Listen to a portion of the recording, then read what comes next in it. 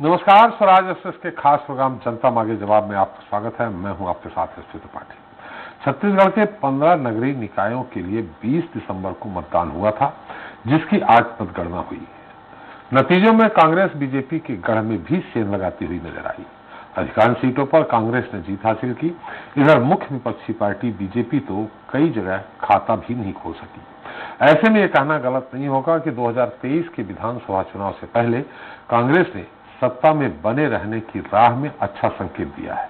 इधर नतीजों से निराश बीजेपी अपनी हार का ठीकरा बैलेट पेपर पर फोड़ रही है। बीजेपी के मुताबिक अगर ईवीएम से चुनाव होते तो हर जगह कमल ही खिलता।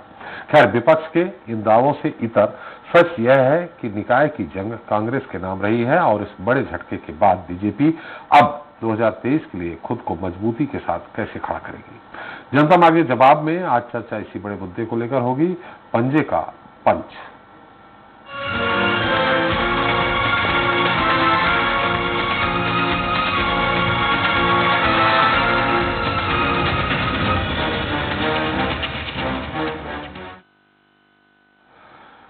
छत्तीसगढ़ के 385 वार्डों में हुए चुनाव में 1393 उम्मीदवारों ने हिस्सा लिया।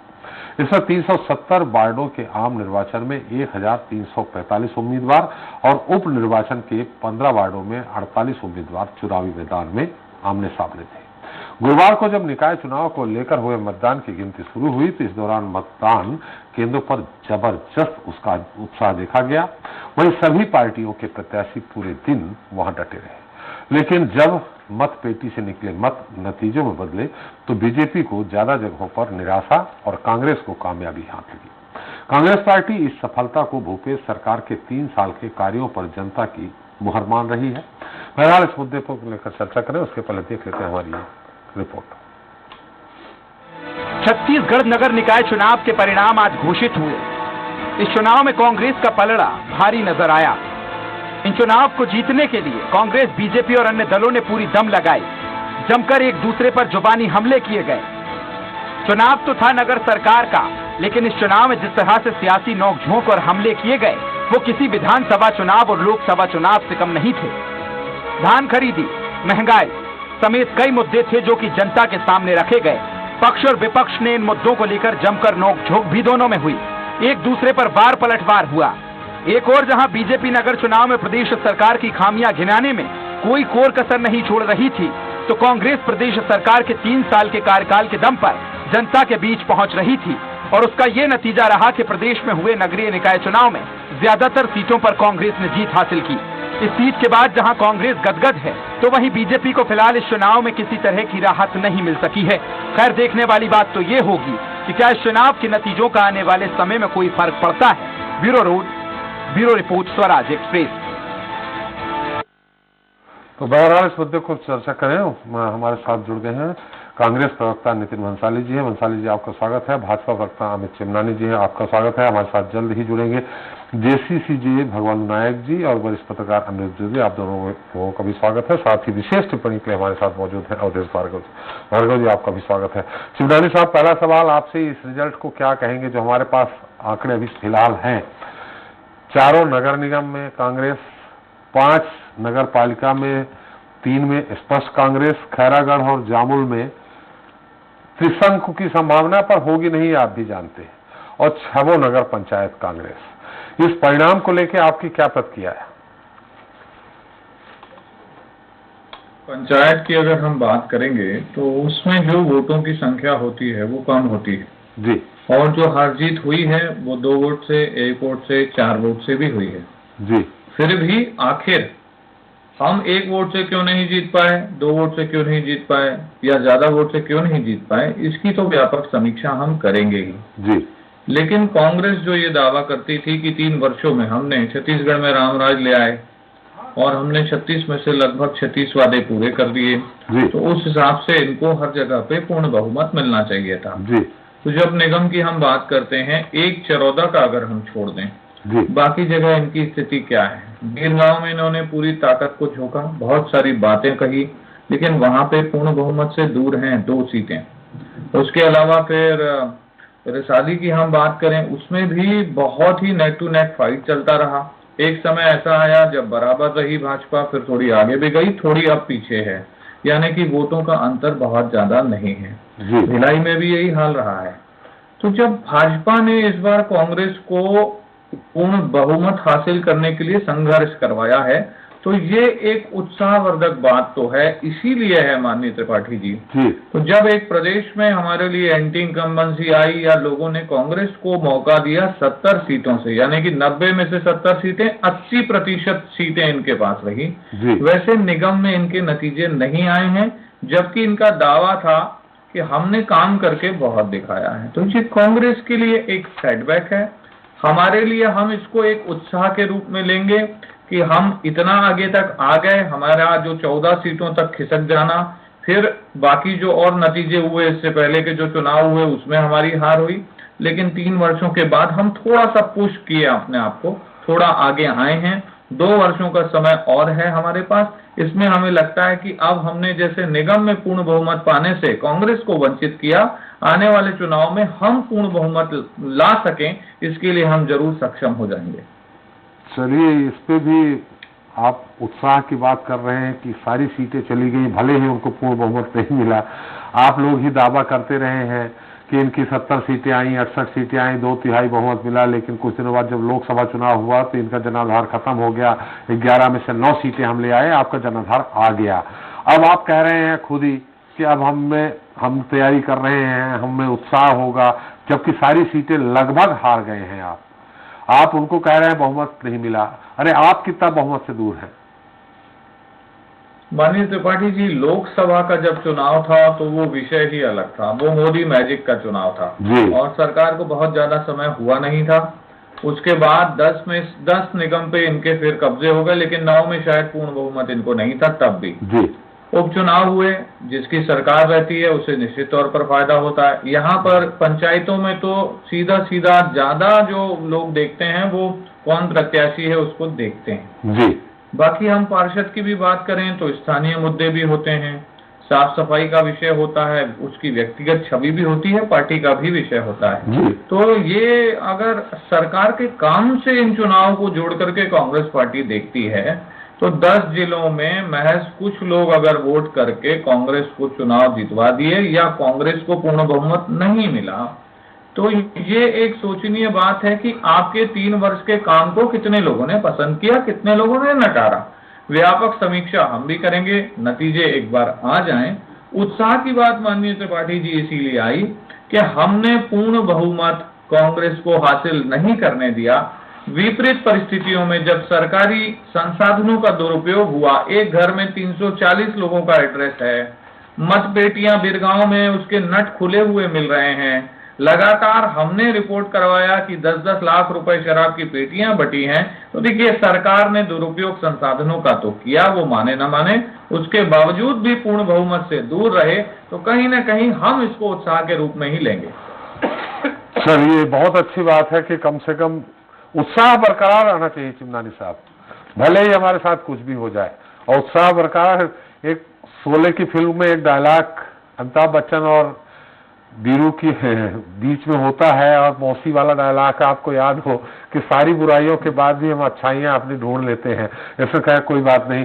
भंसाली जी, शिवनानी जी उत्साह की बात कर रहे हैं, और उत्साह की बात इसलिए कर रहे हैं कि अगर वाकई में आपके पास आपने बहुत अच्छा काम किया, धान खरीदी के मुद्दे से लेकर गोबर खरीदी के मुद्दे से लेकर गौठान के मामले में लेकर सारी चीजें, तो इसमें फिर पूर्ण बहुमत सामान्य तौर पे जब भी ये चुनाव होते हैं नगर पंचायत नगर पालिका की, जिसकी सरकार रहती है उसकी तरफ ज्यादा रुझान रहता है।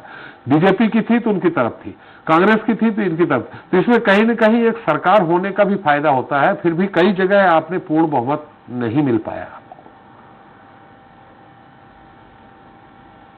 अधिकांश जगह पे पूर्ण बहुमत है त्रिपाठी जी। उत्साह में चिमनानी जी होंगे। भाजपा का कार्यकर्ता तो 2018 में ही 18 के चुनावों से पहले ही उत्साहहीन हो गया था।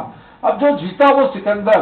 देखिए, इनके बड़े नेता पी पुरेंद्रेश्वरी, नितिन नवीन, ये तो राष्ट्रीय स्तर के नेता थे। मैं सरोज पांडे को भी राष्ट्रीय स्तर का नेता मानता हूँ। ब्रिजमोहन अग्रवाल, अजय चंद्राकर, डॉक्टर रमन सिंह, इतने लोग सब घूम घूम कर गलियों में इन लोगों ने वोट मांगे और दम भरते थे प्रदेश अध्यक्ष और इनके सारे नेता कि हम तो इस बार ये नगरीय निकाय के चुनावों में बेहतर प्रदर्शन कर रहे 15 की 15 जीतेंगे, ये कहते थे। तो क्या कोई हार की जिम्मेदारी लेगा? अजय चंद्राकर, जो कि बिरगांव विधानसभा निकाय के नगर निगम के प्रभारी थे उस क्षेत्र के, वो अपने क्षेत्र में कुरुद में अपने वार्ड से चुनाव नहीं जीता पाए अपने कार्यकर्ता को। वही स्थिति राजनांदगांव में डॉक्टर रमन सिंह की रही, वही स्थिति सरोज पांडे की रही कि उनका घर जिस क्षेत्र में आता है उस क्षेत्र से निर्दलीय प्रत्याशी चुनाव जीत गया। तो ये विधानसभा चुनाव के समय भी ऐसा ही हुआ था कि लहर थी कांग्रेस की और कांग्रेस के पक्ष में ही है। 2023 भी हम जीत रहे हैं, 2024 में पूर्ण बहुमत अगर नहीं मिल रहा है कहीं भी जगह, जैसे आपने खैरागढ़ में ही 10-10 बराबर है, जामुल में आप कम हैं नगर पालिका में, इसकी जिम्मेदारी किसको देंगे आप? नहीं, इसका जो रिजल्ट है उस पर फाइनल सीट आ जाए। लगभग सारी जगहों पर हम जीत चुके हैं। एक ही जगह है जहां पर भारतीय जनता पार्टी को बहुमत मिला है, बाकी तो हर जगह पे सुपड़ा साफ है। वो भी मुझे नहीं लगता कि वो कोई पूर्ण बहुमत है। बाकी आप जैसा कह रहे हैं इक्का दुक्का जगह कोई होगी, वहां देखा जाएगा क्या स्थितियां हैं और परिस्थितियां हैं। हम इनके जैसी राजनीति नहीं करेंगे जो ये करते हैं, इस बात का भी वादा करता हूं। चलिए, भगवान नायक जी हैं हमारे साथ। जनता कांग्रेस, जनता के बीच में आपकी कांग्रेस दिख नहीं रही है नायक जी। ऑलरेडी देखिए, जो हमारे पार्टी के ऊपर में सवाल उठाते थे, हमारे अस्तित्व पर, हमारे भविष्य पर, आज बीरगांव की जनता ने ये बता दिया कि वो हमारी पार्टी को सर माथे पर बैठाना चाहती है और वहां पर हमने 5 सीटें जीती है। सीमित संसाधनों में जब हमारे पास जो है पैसे की कमी रही, संसाधन की कमी रही, इसके विपरीत आप देख सकते हैं कि जो सत्ता दल का जो है प्रभाव है वो नगरीय निकाय चुनाव में ज्यादातर जीत हासिल करती है। बावजूद उसके 3 साल में इन्होंने कुछ कर नहीं पाए विशेष। इसी कारण वहां पर आप देख सकते हैं जिस तरीके से साड़ी बांटा गया, कंबल बांटा गया, शराब बांटी गई, तमाम प्रकार के लोभ प्रलोभन दिया गया, उसके बावजूद हमारी पार्टी वहां पर हमने एक सम्मानजनक स्थिति में पहुंचे। नामांकन के दिन से लेकर के काउंटिंग के दिन तक हमने कड़ी टक्कर दी दोनों राष्ट्रीय राजनीतिक दल को। तो यह हमारे लिए एक सुखद परिणाम में टक्कर नहीं दिख रही है। आज हम 5 सीटें लाए हैं, आने वाले परिणाम में टक्कर नहीं दिख रही। देखिए, निश्चित रूप से ये दिखेगा कि ये हमारे बीरगांव चुनाव को हमने फोकस किया था। 5 सीटें हम लाए, हम संतुष्ट हैं। जो लोग हमारी पार्टी के ऊपर, हमारे अस्तित्व के ऊपर में सवाल उठाते थे, जो हमारे भविष्य के ऊपर में उठाते थे, उसको आत्मचिंतन करने की जरूरत है। निश्चित रूप से सीमित संसाधनों में हमने चुनाव लड़ा। आने वाले समय में हमारे पास खोने के लिए कुछ नहीं है, पाने के लिए बहुत कुछ है। हम संघर्ष करेंगे पार्टी में, हमारी क्षेत्रीय पार्टी को आगे बढ़ाते हुए निश्चित रूप से आने वाले समय में भी आपके पास सीमित संसाधन ही रहेंगे। क्या उस समय भी सीमित संसाधनों को दोष देंगे? इसके लिए हमारी तैयारी चल रही है। अभी 2 साल पूरे बचे हुए हैं। हम इसके लिए जो भी कुछ व्यवस्था हो सकता है उसके लिए हमारी पूरी कोर कमेटी माननीय रेणु जोगी और माननीय हमारे प्रदेश अध्यक्ष अमित जोगी जी के नेतृत्व में हम आगे बढ़ेंगे और आगे बढ़ करके हम एक अच्छी स्थिति में पहुंचेंगे। बिल्कुल नायक जी, आप बोल रहे हैं 15 में से एक नगर पालिका सीट में आपने 5 ले लिया, उसको ही आप मान रहे हैं कि हम बिल्कुल अब जनता के बीच में हैं आप। लेकिन ये परिणाम अगर सामने किसी के सामने चार्ट रखेंगे तो उसमें लगता नहीं है कि जो कभी आपका प्रभाव हुआ करता था वो अभी भी बरकरार है, घट रहा है लगातार। नहीं सर, देखिए, विगत नगर निगम चुनाव में देखेंगे तो हमारी कोई ज्यादा विशेष उपस्थिति नहीं थी। राजधानी से लगा हुआ बीरगांव नगर निगम है, वहां पर 5 सीटें लाना नई पार्टी के लिए, एक क्षेत्रीय पार्टी के लिए, हम इसके लिए हमको एक उपलब्धि मानते हैं। और कहीं ना कहीं हमारे अंदर में एक ऊर्जा का संचार हुआ है हमारे कार्यकर्ताओं में। इतनी दोनों राष्ट्रीय राजनीतिक दल को चुनौती देना, नामांकन के दिन से लेकर के चुनाव प्रचार में हमने पूरी मेहनत की। हमारे कार्यकर्ता पूरी ईमानदारी निष्ठा से अपने खर्चे से आज चुनाव लड़ रहे हैं, यह बड़ी बात है। हमारे सामने दोनों बड़ी राजनीतिक दल है, उनको कड़ा टक्कर देना, रैलियों में, सभाओं में जिस प्रकार से उमड़ी भीड़, ठीक है वो वोट में तब्दील नहीं हो सका। और ज्यादातर आप देख सकते हैं कि जो नगरीय निकाय जो चुनाव होता है वो सत्ता दल जो होता है वो ज्यादातर जीतता है। लेकिन ये जो चुनाव, इसके बावजूद 3 सालों में इन्होंने जो ठीक तरीके से परफॉर्मेंस नहीं किया, इस कारण उन्होंने जिस प्रकार की जो वितरण किया गया है उसके बावजूद भी मुझे नहीं लगता कि जो इनकी जीत है वो पूर्ण बहुमत के साथ आई है, संतोषजनक है। चलिए अमृत जी, मैं थोड़ा कंफ्यूज हूँ। भगवान नायक जी बोल रहे हैं कि जनता के बीच में उनके कार्यकर्ताओं में उत्साह का संचार हुआ, हमारे चिमनानी जी साहित्य है ही, भंसाली जी तो अब विजय पताका फहरा ही रहे हैं, तो मैं कहाँ मानूं कि कहाँ मातम पसरा होगा, कहाँ खुशी की लहर होगी, कहाँ संतुष्टि होगी? आप ही बता दें तो बेहतर रहेगा अनिरुद्ध जी। जी, जहां तक के देखिए मैं बता रहा हूं, बात कांग्रेस की करूं मैं, तो कांग्रेस जो है अभी इस चुनाव में बहुत बेहतर स्थिति में इसलिए नजर आ रही है जी कि एक ही रायपुर में, पूरे रायपुर में कहें तो अब 2 नगर निगम हो गए, एक रायपुर नगर निगम और दूसरा बीरगांव नगर निगम जी। तो रायपुर नगर निगम में तो पहले से महापौर कांग्रेस के थे और लगातार 3 चुनाव वहां कांग्रेस ने जीता। अब बीरगांव की सत्ता जो है भाजपा के पास थी, वो अब कांग्रेस के पास आ गई है जी। और पूरे प्रदेश की नजर जो है दो जगहों पे ज्यादा थी, एक तो रायपुर, दूसरा भिलाई में भी आप देखें तो कांग्रेस बेहतर स्थिति में है और बेहतर स्थिति में क्या है, वहां पे तो जीत दर्ज हुई है। तो मैं समझता हूं, और सर देखिए क्या है कि प्रश्नवाचक चिन्ह जो है रायपुर में सबसे ज्यादा जाकर लगता है। इस रायपुर से लगातार 3 कार्यकाल मतलब 5 साल करें तो बृजमोहन अग्रवाल जी और राजेश मुणत जी जैसे इतने कद्दावर नेता रहे, 3 बार ये जो है मंत्री रहे भाजपा सरकार में। और रही बात यह है कि इसमें भी बृजमोहन अग्रवाल जी को तो उपचुनाव को जिताने का विशेषज्ञ माना जाता है। तो इतने बड़े नेताओं की रायपुर में मौजूदगी के बाद भी अगर कहीं बीरगांव नगर निगम का नतीजा ऐसा आता है तो थोड़ा सा सोचने की बात है। हमारा सवाल 15 नगरीय निकाय के चुनाव हुए और उसमें सिर्फ बीरगांव में अपनी उपलब्धता बता पाई है, अपनी प्रेजेंस बता पाई है जनता कांग्रेस, इसलिए मैं पूछ रहा हूं बाकी 14 में। देखिए आप बाकी 14 की जो बात कर रहे हैं तो काफी 14 की जो आप बात कर रहे हैं तो काफी चीजें जो है समीकरण बदले। अजीत जोगी जी के देहांत के बाद निश्चित रूप से जोगी पार्टी पे कहीं ना कहीं असर पड़ा और हाल में ही एक जोगी पार्टी के जो विधायक हैं देवव्रत सिंह जी, उनका भी निधन हो गया और उनके एक जो कद्दावर नेता है जोगी पार्टी के धर्मजीत सिंह जी, वो इन दिनों अस्वस्थ चल रहे हैं। अभी विधानसभा का शीर्ष सत्र चला 5 दिन का, जिसमें 3 दिन ही चल पाया सदन, तो उसमें भी धर्मजीत सिंह जी नहीं आए थे। इसके बाद भी अपने स्तर पे नीचे स्तर के कार्यकर्ता और नीचे स्तर के जो नेता हैं, बाद वाली पंक्ति के, बाद वाले क्रम के, अगर उस स्थिति में भी बीरगांव में 5 सीटें ले आते हैं तो बड़ी बात है। और जो बाकी क्षेत्रों की बात है तो निश्चित रूप से वक्त की बात है। आज कहीं ना कहीं बड़े नेताओं को खो देने के कारण और जगह पे जोगी पार्टी का कहीं ना कहीं असर कम हुआ है। जी, हम ये जानना चाह रहे हैं, हम फिर जाएंगे चिमनानी जी के बाद भंसाली, ये जानना चाह रहे हैं यहाँ चिंतन को किसकी आवश्यकता है? कांग्रेस को आवश्यकता है कि बीजेपी को आवश्यकता है? जोगी कांग्रेस को तो है ही, चिंतन की आवश्यकता किसको है?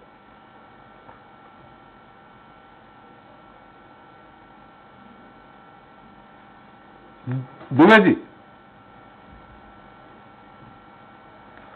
मेरी आवाज आ रही है आपको? लगता हूं तक में। हाँ, आपसे जी, मैं आपकी आवाज सुन पा रहा हूं। मैं ये पूछ रहा हूं सिर्फ जहां तक कि चिंतन की बात है तो किसको सबसे ज्यादा चिंतन की जरूरत जो है सबसे ज्यादा भारतीय जनता पार्टी को है। मैंने कहा ना कि वहां पे उनके कद्दावर नेता थे, मैं तो कुछ और नेताओं का नाम नहीं लिया, लेकिन उनकी जो प्रभारी है पुरंदेश्वरी जी और नितिन मलिक जी, इनकी कहीं ना कहीं सीधे नजर थी इस चुनाव पे और वो परिणाम बेहतर चाह रहे थे। लगातार जो है प्रदेश के नेताओं को अपने प्रभारियों के निर्देश मिल रहे थे और मैंने पहले भी कहा है कि कद्दावर नेता, यहाँ के 2 बड़े नेता जो है 3 बार मंत्री रह चुके हैं और 3 बार जो है भारतीय जनता पार्टी के विधायक रहे। देवजी पटेल धरसींवा विधानसभा क्षेत्र से, बीरगांव नगर निगम जो है धरसींवा से लगा हुआ है। तो कब ठीक है कि जब नगर पालिका थी तो वहां 2 बार जो है कांग्रेस का वहां पे जो है अध्यक्ष जीता, लेकिन कहीं ना कहीं रूप से बीरगांव को एक समय में भाजपा का गढ़ भी माना जाता था। और इन सब स्थितियों को देखते हुए और राजधानी रायपुर का चूंकि वो एक बहुत बड़ा पार्ट है, तो बीरगांव नगर निगम में इस तरीके से जो भाजपा का पीछे रहना कम से कम प्रश्नवाचक चिन्ह लगाता है और ये चिंतन का विषय सबसे ज्यादा भारतीय जनता पार्टी के लिए है, क्योंकि एक पार्टी कहां पर थी, कितनी मजबूत थी और आज कहां पर है। जी भंसाली, नितिन जी, अमित जी माफ करिएगा, अमित जी, चिंतन की आवश्यकता आपको है? देखिए माननीय त्रिपाठी जी, चिंतन तो एक बहुत ही अच्छी चीज है, वो निरंतर करते रहना चाहिए। और चिंतन शिविर भी आपके यहाँ लगता रहता है? नहीं, जरूरी है। देखिए क्या होता है, परिश्रम भी करना चाहिए हर पार्टी को, और क्या चल रहा है पार्टी में, पार्टी को मजबूती के लिए कैसे और बेहतर किन क्षेत्रों में काम करने की आवश्यकता है, चुनावी नतीजों की समीक्षा होती है। बिल्कुल, ये तो एक ऑनगोइंग प्रोसेस है। अब भारतीय जनता पार्टी क्यों थोड़ा सा उत्साहित है, उसके लिए कुछ और मैं तथ्य प्रस्तुत करना चाह रहा था जी। 70 सीटें तथ्यों जब की तो इनको आपके मिल पास कमी नहीं है चिमनानी साहब, मैं मानता हूं उसके लिए। तथ्य कहीं से भी आप कहीं से भी लेके परोस देंगे और उसको सिद्ध भी करेंगे आप। प्रमेय एक होता था रेखा गणित, उसको आप कोण से कोण बहुत अच्छे से मिलाते हैं। Thank you sir. 70 सीटें कांग्रेस को जब मिली तो ये एक बहुत बड़ा मैंडेट है जी। और हमारी सरकार 15 साल रही। 15 साल के बाद जनता ने बदलाव किया, फिर 70 सीटें आई जी। उसके बाद जो निगम के चुनाव हुए, उपचुनाव हुए, उसमें भी भारतीय जनता पार्टी का परफॉर्मेंस जैसे विधानसभा चुनाव थे वैसा ही था। अब के निगम चुनाव में हम अगर देख रहे हैं तो हमारा परफॉर्मेंस, जो हम बहुमत से 14 सीटों में गए थे और कांग्रेस 70 पे चली गई थी, तो हमारा परफॉर्मेंस इन 3 वर्षों में अब थोड़ा बेहतर हुआ है। हम अगर कहीं हारे हैं माननीय त्रिपाठी जी, बहुत कम मार्जिन से हारे हैं। अभी जब नतीजे आ जाएंगे तो सारी समीक्षा होगी, उसमें 10-15 वोट से जो सीटें गई हैं वो बहुत सारी ज्यादा होंगी। तो ये चीज ऐसी है कि चलो ठीक है 15 वोट से हार गए, लेकिन शायद हमारी विचारधारा को, हमारे एजेंडे को जनता ने स्वीकार तो किया। और जो पूर्ण बहुमत से हम इनको रोक गए, क्यों? आज उत्तर प्रदेश में चुनाव हो रहे हैं, हमारे माननीय मुख्यमंत्री जी छत्तीसगढ़ मॉडल की चर्चा करते हैं। वो कहते हैं कि गुजरात का मॉडल फेल हो चुका है, अब देश में अगर कोई मॉडल चलता है तो छत्तीसगढ़ मॉडल चलता है। तो जब इतनी चर्चा आप कर रहे हैं, इतनी वाहवाही अपनी कर रहे हैं, और आपको बीरगांव में पूर्ण बहुमत नहीं आ रहा है, आप खैरागढ़ में बराबरी पे हैं, आप जामुल में हार जाते हैं, बाकी जगह जहां जीत रहे हैं वहां 2-5 वोटों से आप जीत रहे हैं, तो छत्तीसगढ़ मॉडल को चोट तो पहुंच गई। बिल्कुल। एक चीज, एक 100% का सवाल करूं, शायद आप उत्तर दे देंगे। इसके बाद कोई भी भाजपा का प्रवक्ता या चिमनानी साहब खुद ये उदाहरण नहीं देंगे कि इनने 2/3 बहुमत से सरकार बनाई थी, लेकिन 6 महीने बाद जब चुनाव हुए तो जनता ने इनको पूरी तरह से नकार दिया, 11 में से 9 सीटें बीजेपी को दी। ये तर्क अब नहीं दिया जाएगा क्या? मैं एक बार इसको दोहराया फिर दोहराता हूं।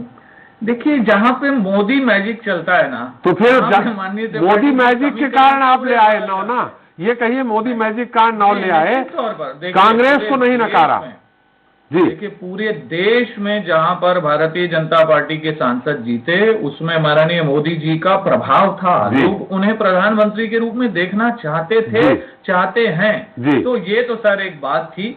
और बाकी चुनावी जो विश्लेषण आपके माध्यम से हमने रखने का प्रयास किया है, उसमें हमें लगता है कि थोड़ा हम आगे बढ़े हैं और 2 वर्षों में थोड़ा और अच्छा करेंगे तो हमें भी फिर से पूर्ण बहुमत की तरफ आने का मौका मिल जाएगा। मतलब ये मान लूं कि लोकसभा में प्रधानमंत्री जी को, मोदी जी को देखना चाहते हैं, लेकिन प्रदेश के चुनाव में अभी बीजेपी को जनता नहीं चाह रही है, भूपेश बघेल को चाहेगी।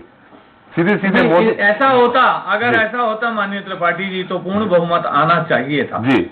बहुत जगह इनको हार का सामना भी करना पड़ा है, बहुत जगह इनकी मार्जिन कम है, कुछ जगह हम जीते भी हैं। चले बंसाली जी, चिमनानी साहब अपनी बात कह चुके हैं, आप ही कह दीजिए। बंसाली जी अपनी बात कह दीजिए आप ही।